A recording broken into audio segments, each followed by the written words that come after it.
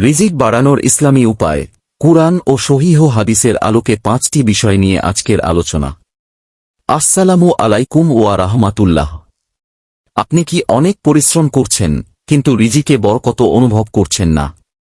কুরআন ও সহিহ হাদিসে এমন কিছু আমলের কথা বলা হয়েছে যা আল্লাহর ইচ্ছায় রিজিকে বরকতের কারণ হতে পারে।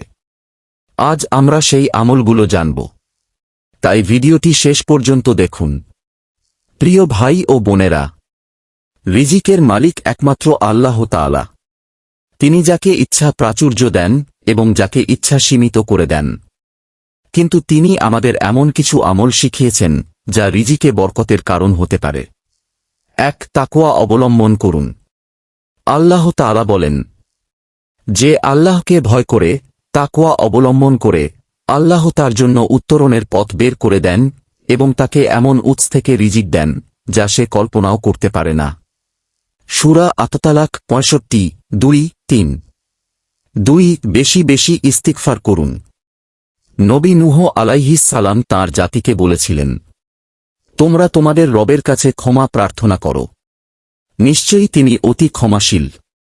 তিনি তোমাদের ওপর প্রচুর বৃষ্টি বর্ষণ করবেন এবং ধনসম্পদ ও সন্তান-সন্ততি বৃদ্ধি করবেন। সূরা নূহ 71:10-12। 3. আত্মীয়তার সম্পর্ক বজায় রাখুন। রাসূলুল্লাহ সাল্লাল্লাহু আলাইহি ওয়াসাল্লাম বলেছেন, যে ব্যক্তি চায় তার রিজিক বৃদ্ধি পাক এবং তার আজুতে বরকত হোক, সে যেন আত্মীয়তার সম্পর্ক বজায় রাখে। সহিহ বুখারী, সহিহ মুসলিম। 4. হালাল উপার্জন করুন।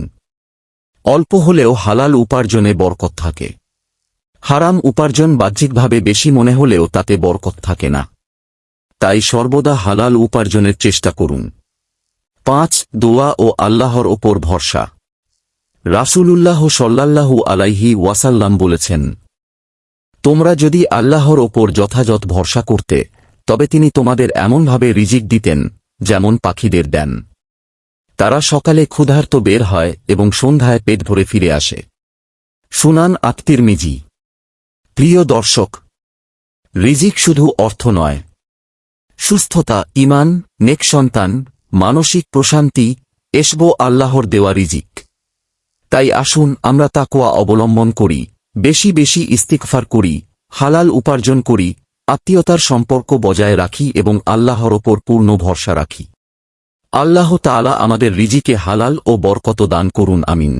ভিডিওটি ভালো লাগলে একটি লাইক দিন, কমেন্টে আলহামদুলিল্লাহ লিখুন এবং ইসলামিক জ্ঞান ছড়িয়ে দিতে ভিডিওটি শেয়ার করুন। আরও কুরআন ও সহিহ হাদিস ভিত্তিক ভিডিও পেতে ইসলামিক ইতিহাস বিডি চ্যানেলটি সাবস্ক্রাইব করুন। আল্লাহ হাফেজ।